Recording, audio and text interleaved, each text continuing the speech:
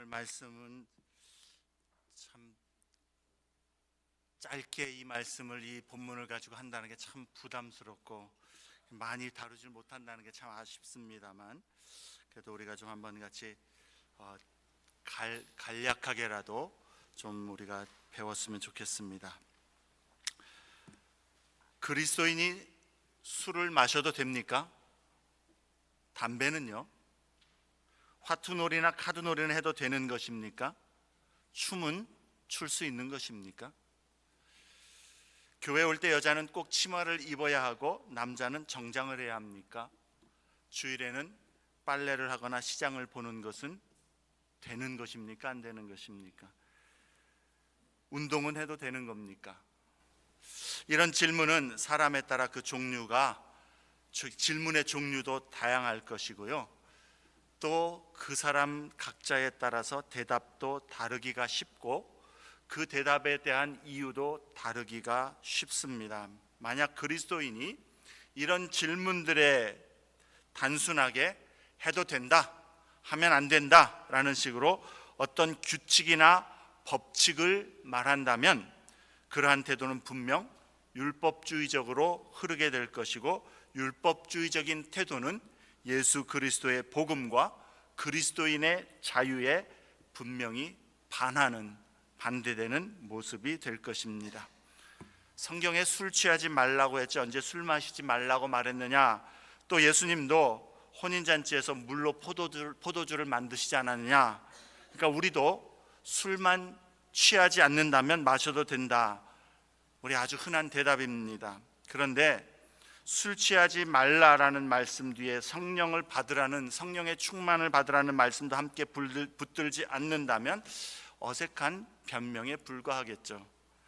예수님은 물을 포도주로 만든 것, 그것이 내게 중요한데 예수님께서 밤새 혹은 자주 새벽에 기도하시던 모습이라든가 아버지의 뜻대로 행하신 모습, 십자가를 짊어지시고 죽기까지 순종한 모습은 별로 나에게 중요하지 않다면 그것은 단순히 자신의 행동을 정당화하기 위해서 그리스도의 신성한 사역을 사용하는 오류와 잘못이 될 것입니다.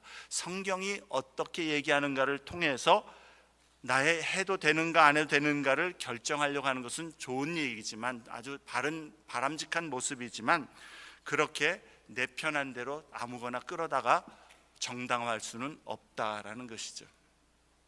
화투나 카드놀이가 오락으로는 되고 도박으로는 안 되고, 춤은 모르겠습니다. 탱고는 되고 탱고는 안 되고 라인 댄스는 되고, 그런 식으로.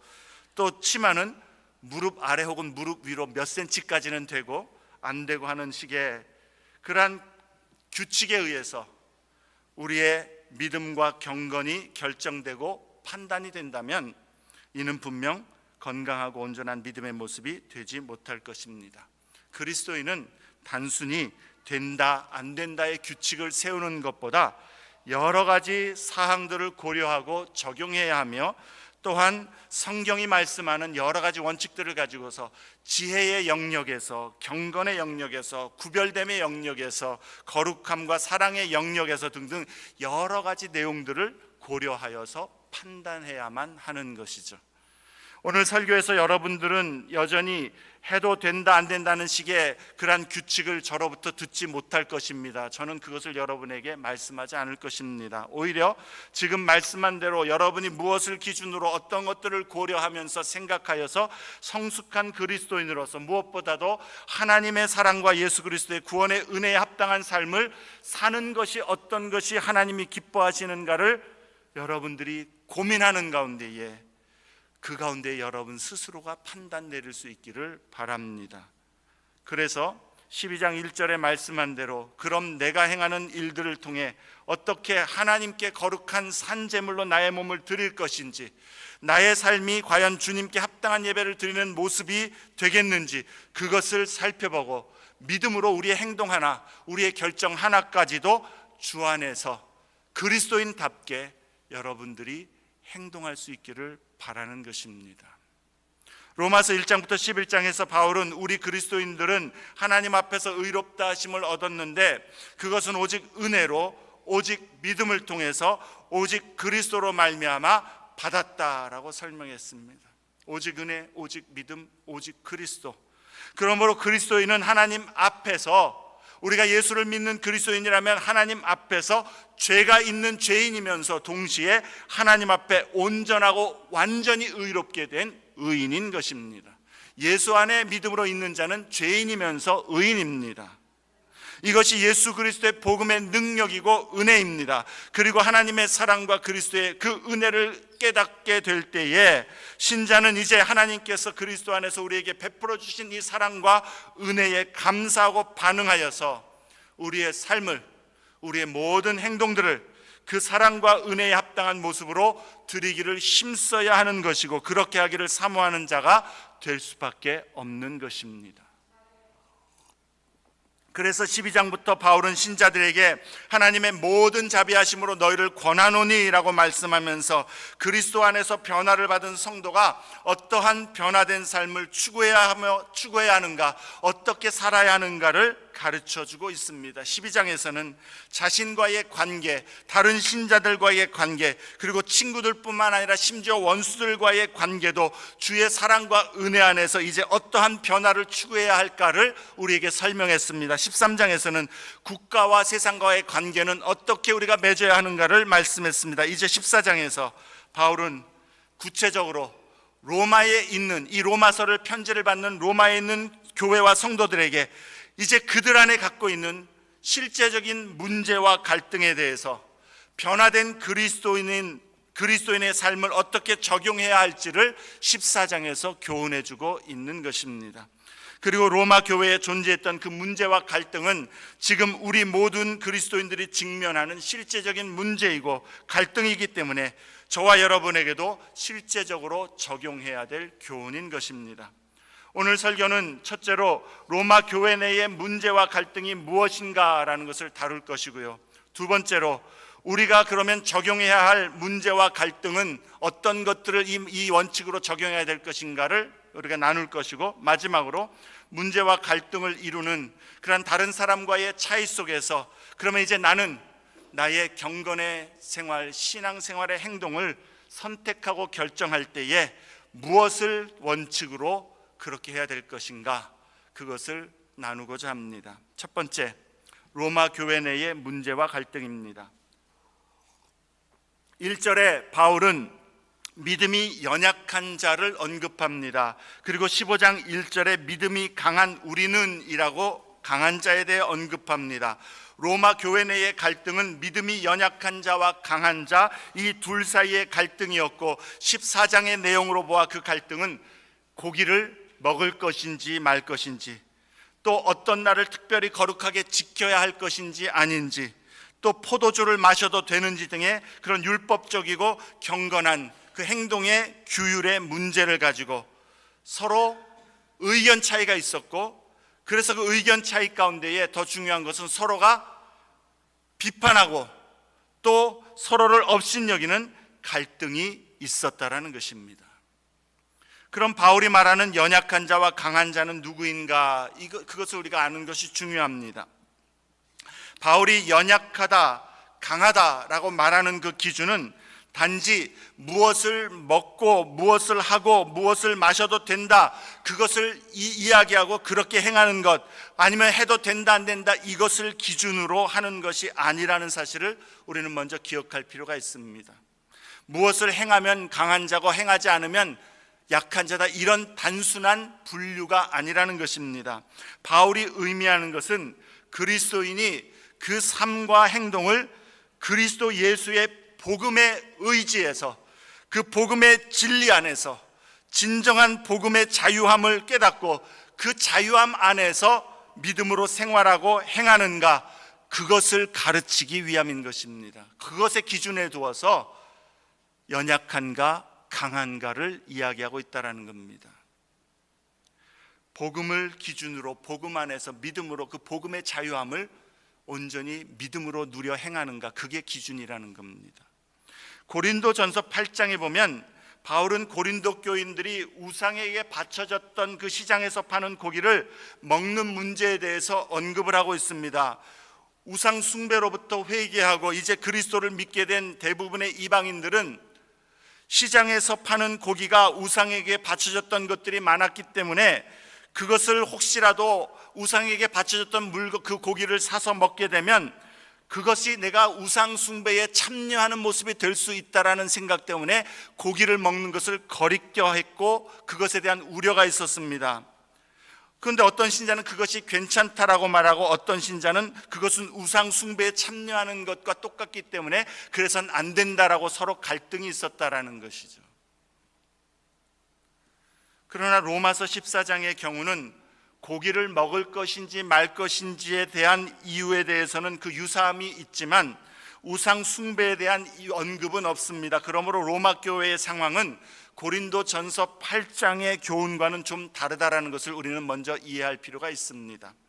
또한 로마 교회에서 지금 어떤 규칙을 지켜야 되는가 하는 이 문제의 갈등에 대해서도 갈라디아서에서 책망하고 경계하는 유대주의자들과의 그 갈등과도 우리는 구별할 필요가 있습니다. 유대주의자, 여러분 설교를 들으면서 성경 공부를 하면서 유대주의자들이라는 이야기를 많이 들어보셨을 겁니다. 유대주의자들이란 예수를 믿기로 작정을 하긴 했는데 예수를 믿는 것만으로는 구원을 얻지 못한다고 주장하는 유대인들이었습니다. 구원을 얻기 위해서는 예수를 믿을 뿐만 아니라 구약의 하나님께서 모세를 통해서 하나님의 백성에게 주셨던 율법의 계율도 계속해서 준수해야만 하는 것이고 특별히 할례를 받아야만 한다라고 그래야만 하나님의 진정한 백성이 되고 구원을 얻을 수 있다라고 주장하는 사람들, 그러한 사람들을 유대주의자라고 그렇게 우리가 부릅니다. 유대인 그리스도인하고 다른 겁니다. 유대인 그리스도인, 유대인으로서 그리스도를 믿는 자들하고 구별된 유대주의자들, 그들도 그리스도를 믿기는 믿는데 율법을 지켜야만 구원을 얻는다고 주장하는 자들을 유대주의자들이라고 합니다. 갈라디아에서 바울이 지적하고 책망하는 사람들은 바로 그러한 사람들입니다. 그러한 유대주의자들에 대해서 바울은 아주 혹독하고도 단호하게 그러한 가르침을 거부하면서 그것은 예수 그리스도의 진정한 복음을 폄훼하는 다른 복음이기 때문에 오히려 그들은 저주를 받을지어다라고 아주 단호하게 이야기를 합니다. 하지만 로마 교회의 경우는 바울이 어떤 특정한 행위와 율법을 지켜야 된다라고 주장하는 자들을 형제라고 부드럽게 부르면서 대하고 있다라는 겁니다. 그러므로 로마 교회 안에 특정한 어떤 행위와 율법의 규칙을 지키기로 고소하는 사람들은 갈라디아 교회에 있었던 그런 유대주의자들과는 다른 그러한 형편이라는 것을 우리가 이해할 필요가 있다라는 것이죠. 이 사람들은 이런 일을 행해야만, 이것을 지켜야만, 고기를 먹지 말아야만 구원을 얻는다라고 주장하는 사람들은 아니었다라는 것입니다. 단지 그렇다면 로마 교회에서 고기를 먹는 문제, 어느 날을 더 중요시해야 하는가 하는 절기를 지키는 문제, 알코올을 마셔도 되는가 안 되는가의 그 문제는 어떤 구원의 문제가 아니라 우리가 거룩함과 경건함을 이루기 위해서는 이렇게 행동하는 것이 맞지 않느냐라는 그 이슈 가지고서 서로 의견이 다른 사람들 사이의 갈등이라는 겁니다. 그럼 바울이 말하는 약한 자는 누구이고 강한 자는 누구입니까?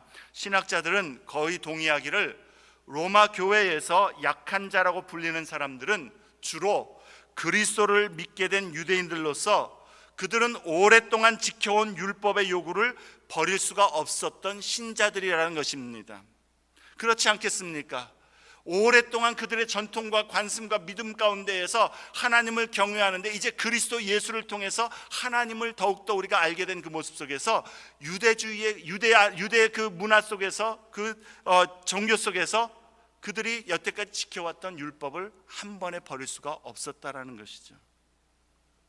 그래서 그들은 계속해서 그리스도를 믿으면서도 여전히 하나님 앞에 경건한 모습은 성경이 말하는 음식법과 절기의 특별한 날들에 대해서 그 규정을 성실히 지키는 것이 하나님을 경건하게 섬기고 거룩함을 유지하는 방법이라고 그렇게 생각했고 그것을 준수하기를 원했던 사람입니다. 그들은 규정된 성경에서 말하는 그러한 정결한 방식으로 도살된 고기가 아니라면 그것을 먹는 것이 하나님을 기쁘시게 하지 못한다라고 여겼을 것이고, 그래서 매번 일일이 그것을 체크할 수도 없고 알 수도 없기 때문에 혹여라도 모르게 먹게 되느니 차라리 고기를 먹지 않겠다라고 결정한 것입니다. 안식일이나 유대인의 명절들도 여전히 하나님 앞에 거룩한 날들로 그들은 지켰을 것입니다. 하나님 앞에 거룩과 경건을 지키기 위해 자신을 절제하고 희생하기로 결단했다라는 것입니다. 그런데 왜 이러한 자신을 오히려 절제하고 하나님 앞에 자신의 욕구를 희생하는 것이 어찌하여 연약한 자라고 불리는 것입니까?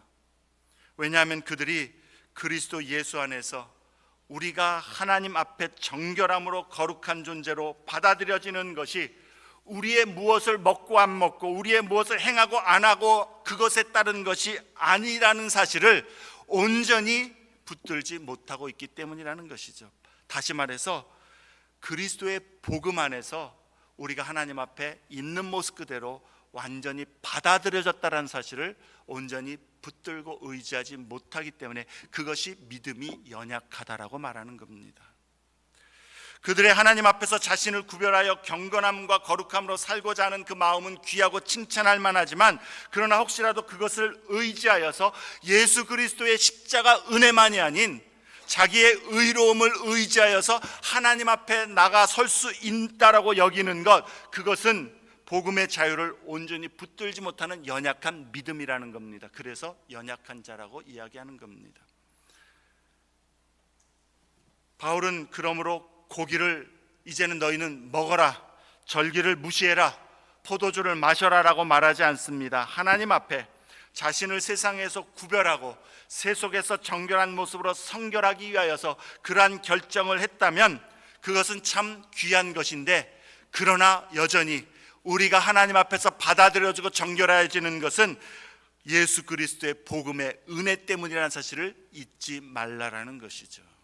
하지 말라는 게 아니라 그 가운데서 거룩함을 구별하기 위해서 세속의 상징인, 그러한 당시에는 우상의 제물을 먹고 우상 숭배가 세속의 상징이었는데 그것에서 자기를 구별하기 위해서 그것을 안 한다 할지라도 그것 때문에 하나님 앞에 내가 의로운 것이 아니라 오직 예수님 때문에 의롭게 되었음을 의지하라는 겁니다. 무엇을 하고 안 하고에 의해서 연약하고 강한 것이 아니라 그리스도와 그의 십자가 은혜만을 의지하고 있는가, 그리고 그 복음의 자유함을 믿음으로 누리는가, 그것이 연약한가 강한가의 기준이라는 것입니다. 그것은 그리고 우리에게도 동일한 기준이 되는 것입니다.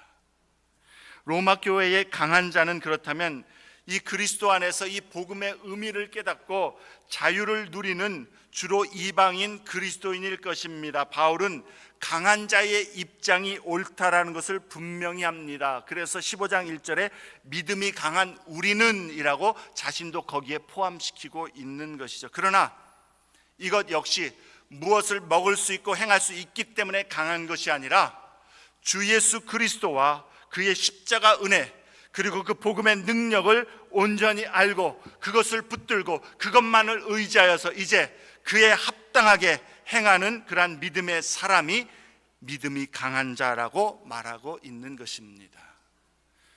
두 번째로, 그러면 우리가 적용해야 할 문제와 갈등은 무엇인가 하는 것입니다.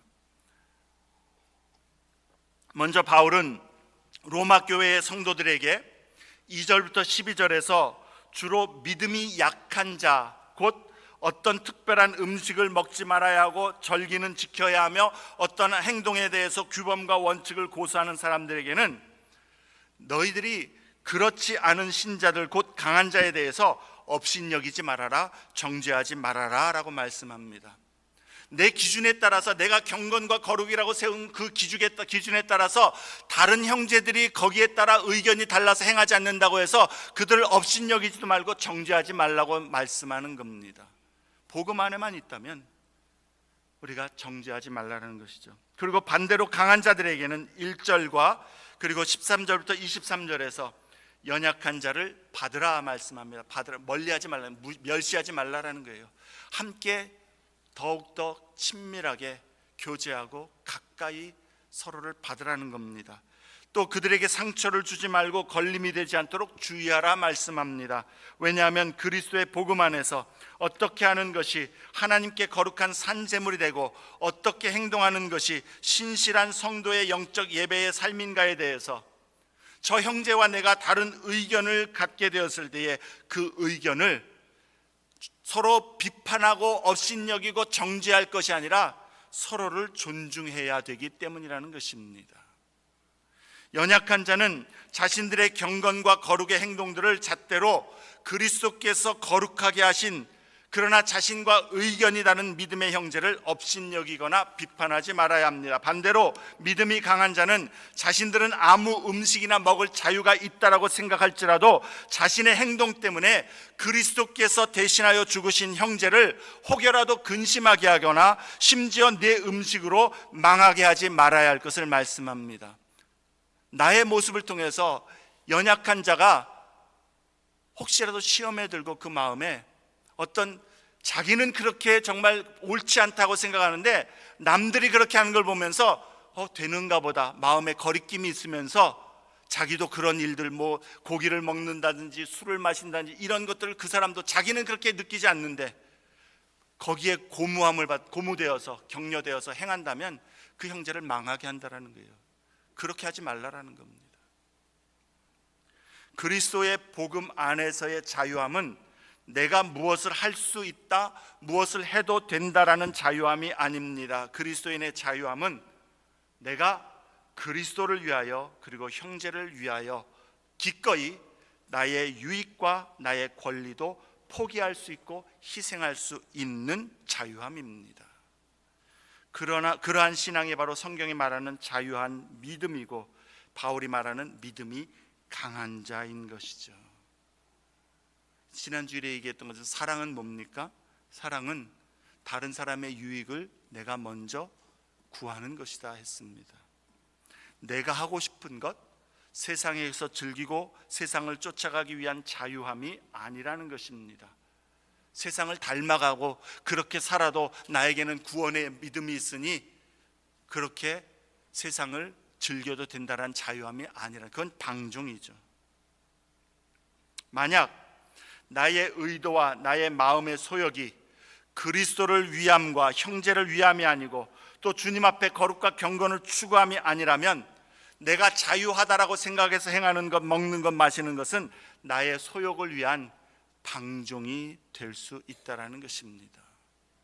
결코 그리스도 안에서의 자유함은 아니라는 것이죠. 우리의 자유함은 언제나 그러므로 사랑보다 클 수가 없는 것입니다. 그리스도인의 자유함은 언제나 주를 사랑함, 형제를 사랑함 안에서 행하는 것이고 그렇게 주를 기쁘시게 하기를 원하여서 자신을 내어드릴 수 있는 자유함입니다. 설교 초두에서 말씀드린 해도 되나 안 되나 그런 단순한 선택이 아닌 그리스도 안에서 이것이 주를 기쁘시게 하고 사랑함을 기준으로 선택하는 자유함인가, 그것을 고민해야 하는 것이고 그것에 따라 여러분 각자가 주 안에서 결정해야 하는 것입니다. 그리고 한 가지 꼭 기억할 것은 이러한 관용과 서로 사랑으로 받아주고 이해하는 것은 바울이 여기서 다루고 있는 것과 같은 유사한 이슈들에만 적용되어야만 한다라는 사실입니다. 무슨 말인가 하니 믿는 사람마다 의견이 다 다르면 교회 안에 모든 사람이 의견이 다르니까 그 다른 의견은 다 수용해도 된다, 그것이 사랑이다, 그것을 말하는 것이 아니라는 것입니다. 우리는 성경의 핵심 진리와 교리에 대해서는 반드시 고수하고 지켜야 할 것들이 있습니다. 그런 성경의 진리와 신앙의 본질적인 내용들은 타협이나 용납의 사항이 절대로 될 수가 없다라는 것입니다. 그것들의 기준들이 뭡니까? 우리는 요즘엔 잘 하지 않지만은 웨스트민스터 신앙 고백서라고 하는 것, 이것이 우리가 믿는 바다, 성경이 말하는 우리가 지켜야 될 진리이고 고수해야 할 그러한 내용들이다라고 이야기하는 것이요, 더 간단하게는 사도신경, 우리가 믿음으로 고백하는 것, 이것이 우리가 믿는 진리고 이런 진리는 절대로 타협할 수 없다라는 그러한 내용들이 담겨 있는 것이죠. 여기 바울이 말하는 의견이 다를 때에 용납하라고 하는 것은 성경이 말씀하지 않는 본질적이지 않은 일들에 대해서 이야기하는 겁니다. 성경이 어느 쪽이라고 분명히 진술하지 않는 것들, 성경이 침묵하고 있거나 분명히 규정하지 않는 문제들에 대해서 적용해야 하는 것입니다. 그래서 14장 1절에 바울이 그의 의견이라고 이야기하죠. 의견, opinion.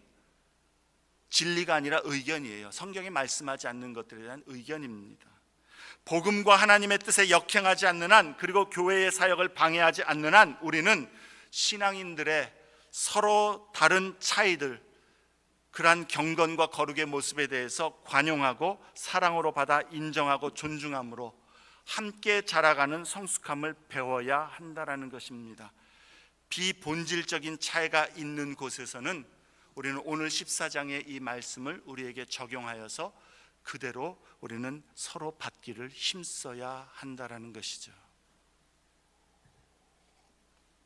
마지막으로, 그럼 이제 서로 의견의 차이가 있는 그 문제들 속에서 나의 입장을 결정할 때에는 그럼 나는 어떤 성경적인 원칙을 가지고 결정해야 되겠는가 하는 것입니다.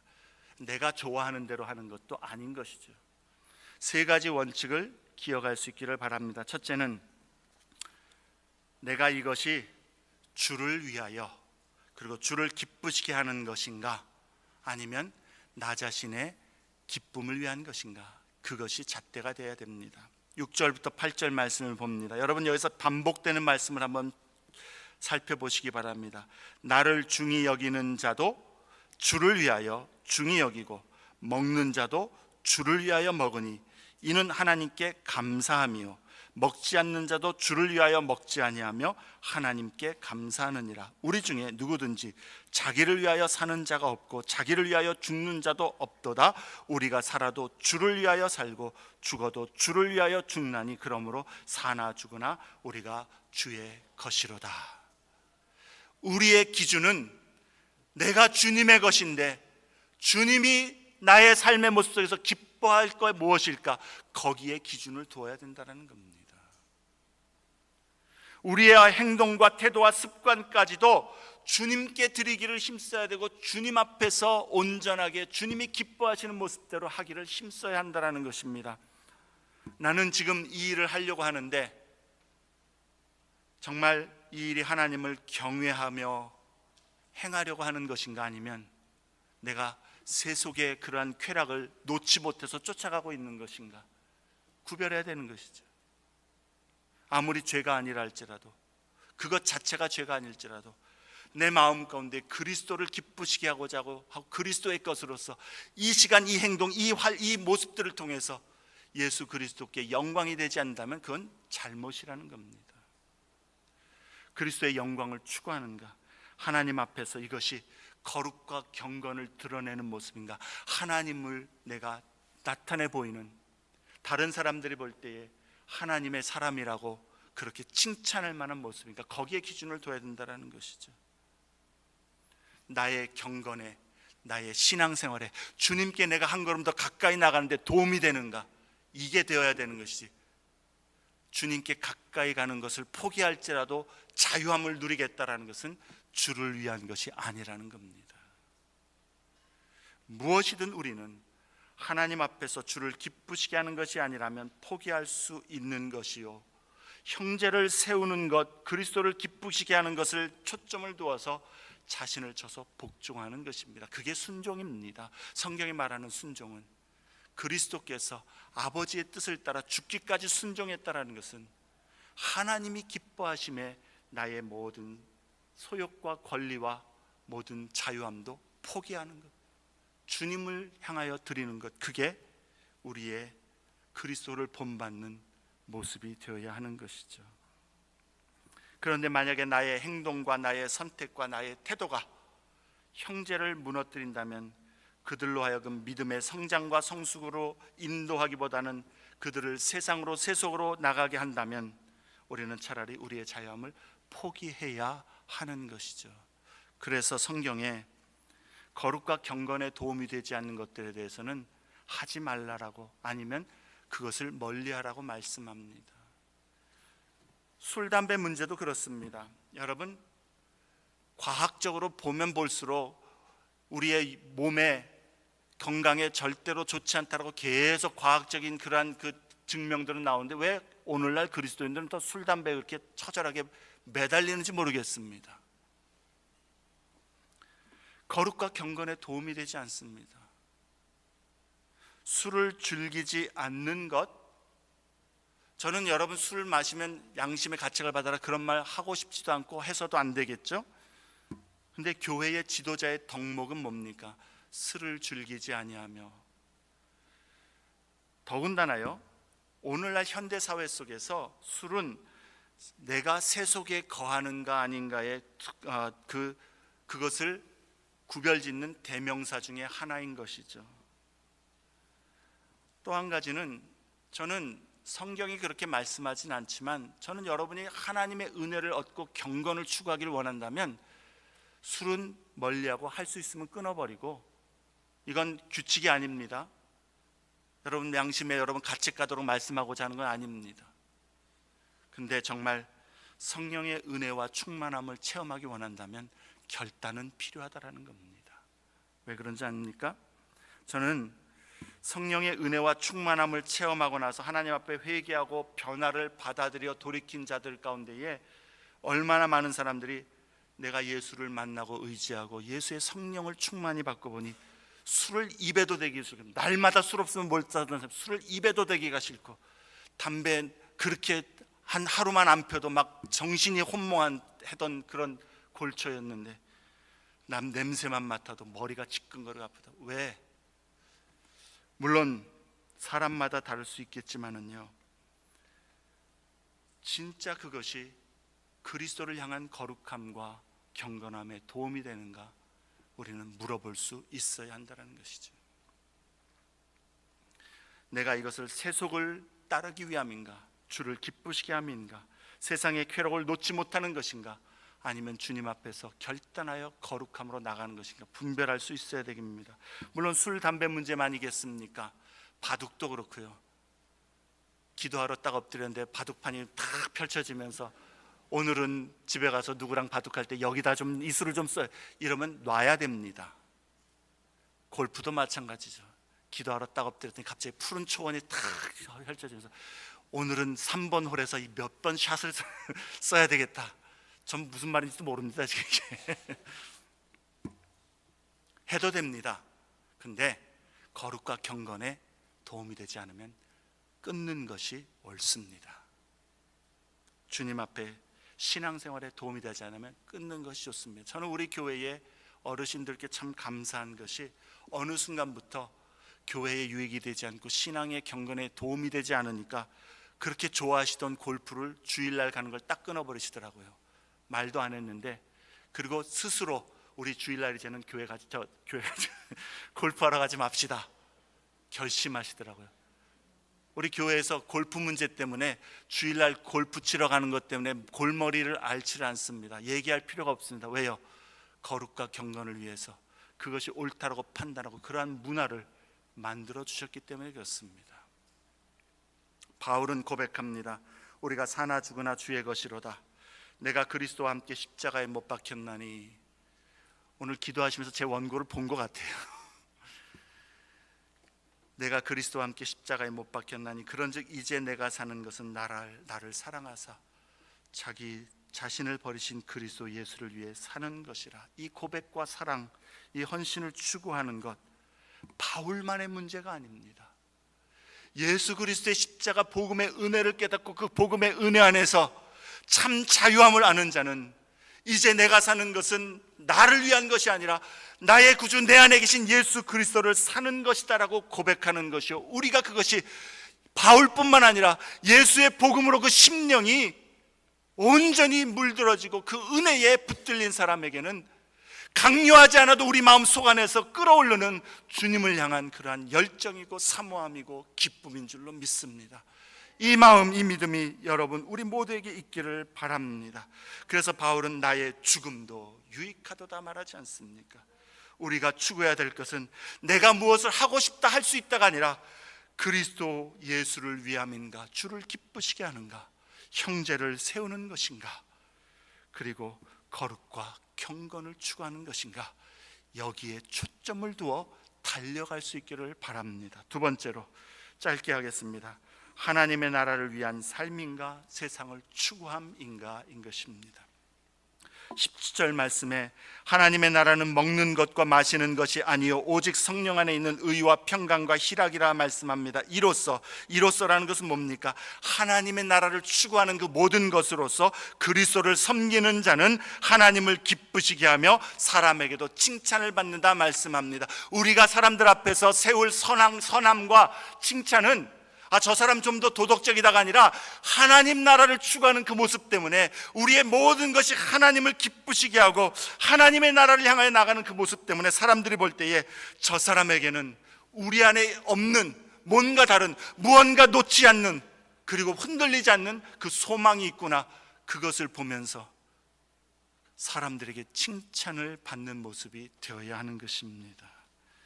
성령 안에 있는 의와 평강과 희락, 그것을 추구하는가? 형제들과의 그러한 화평을 추구하고 그리스도 예수 안에 있는 이 의로움을 주님 앞에서 더욱더 나의 삶의 모든 부분에서 날 드러내면서 구원의 기쁨을 드러내고 있는가? 이것이 우리에게 중요한 원칙이 되어야 되는 것이죠. 다니엘의 경우에 그는 왕이 주는 진미, 고기를 먹지 않기로 했기 때문에 믿음이 연약한 자입니까? 아니죠. 그가 왜 그렇게 그러한 뜻을 정했습니까? 성경에 보면 다른 무엇 때문이 아니라, 규칙 때문이 아니라 자기를 더럽히지 않기 위해서 그랬다라는 거예요. 무슨 말입니까?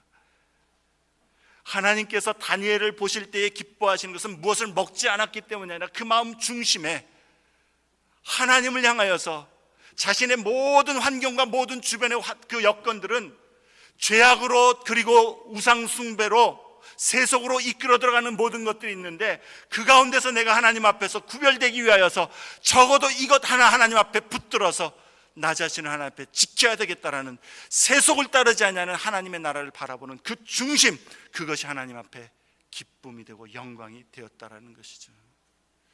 바벨론의 환경 속에서 그는 모든 것들이 바벨론의 식으로 이름을 바꿔야 되고, 바벨론의 사람들이 섬기는 신을 그들이 그 겉으로라도 섬기는 척해야 되고, 그 모든 환경 속에서 더 이상 그는 예루살렘 거룩한 땅에서 벗어나서 이방 땅 더러운 곳에 거하고 하나님의 존전에서 이제는 쫓겨난 모습에서 이방 땅 가운데에서 하나님의 임재가 없다라고 생각하는 그곳에서 그는 그 가운데서도 마음을 정하여서 하나님의 나라를 구하면서 세속에서 자신을 구별하고자 할 때에 하나님께서는 그 마음의 중심, 그 마음에 하나님을 향한 사랑과 헌신을 기뻐하셨다라는 것입니다. 우리에게 가르쳐주는 믿음이 바로 이런 것입니다.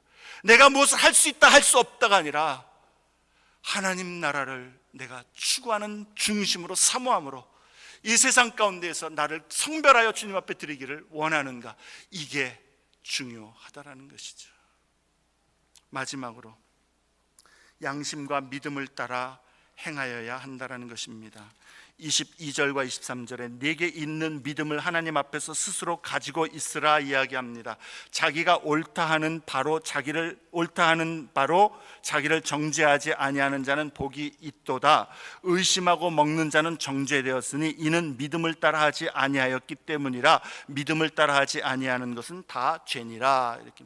무슨 말입니까? 내 마음에 나는 하나님 앞에서 이러한 일들을 행하는 것이 자유해. 나 이런 부분들이 내 마음에 거리낌이 없어. 내 양심에, 신앙 양심에 거리낌이 없어. 그런 상태가 아닌 마음에 거리낌이 있는데, 내 마음에 뭔가 깨림직함이 있는데, 그래서 그리스도 안에서 이 부분들이 하나님 앞에서 행해도 되는 것일까 아닐까? 하나님 기뻐하시지 않을 것 같은데, 그렇게 믿음의 확신이 없는데 행한다면 그게 죄라는 겁니다. 우리는 우리 마음 가운데 각 사람이 여기 뭐라고 스스로 가지고 있으라 이야기합니다. 하나님 앞에서 스스로 가지고 있어. 내가 나는 하나님 앞에서 이렇게 믿음으로 행하는 것이 하나님을 기쁘시게 하는 것 같아요. 나는 복음의 자유함도 알지만 하나님 앞에서 이러한 모습으로 하나님을 영광 돌리고 싶어요. 그게 하나님 앞에 더 하나님이 기뻐하시는 모습일 것 같아서 그렇게 하나님 섬기고 싶어요. 그럼 그대로 하라는 겁니다. 다만 다른 사람들을 비판하거나 업신여기나 멸시하지 말고. 근데 내 마음에 그러한 하나님 앞에서 결단도 확신이 없는데 다른 사람들이 그렇게 하는 것을 보면서, 아까 강한 자들이 약한 자들을 망하게 하고 넘어뜨리게 한다라고 그랬는데, 넘어지게 될 때에 그게 죄라는 거예요. 양심과 믿음, 하나님 앞에서의 양심과 믿음을 밝히 보고 그에 따라 하나님 앞에서 믿음으로 행하라는 것입니다. 말씀을 맺습니다. 우리는 예수 그리스도의 십자가 은혜와 그 구원의 능력으로 하나님 앞에 믿음으로 말미암아 의롭다함과 죄사함과 구원을 얻은 자입니다. 근데 이제 그렇다면 이제 우리는 이 자유함 속에서 다른 사람들을 내가 판단할 것이 아니라 그 심판은 하나님께 속한 것이에요. 우리 성경에 오늘 본문에 말씀한 것처럼 다른 사람 어찌하든지 그들이 진리의 그런 의견, 진리의 문제가 아닌 서로 다른 의견이라면 존중해 주면서, 그러나 내가 어떻게 해야 될 것인가, 주를 위하여 또 하나님을 기쁘시게 하는 그러한 중심으로 교회와 형제를 세우는 그러한 사랑으로 주님 앞에서 믿음으로 행하는 그러한 성숙한 성도가 되어야 되겠습니다.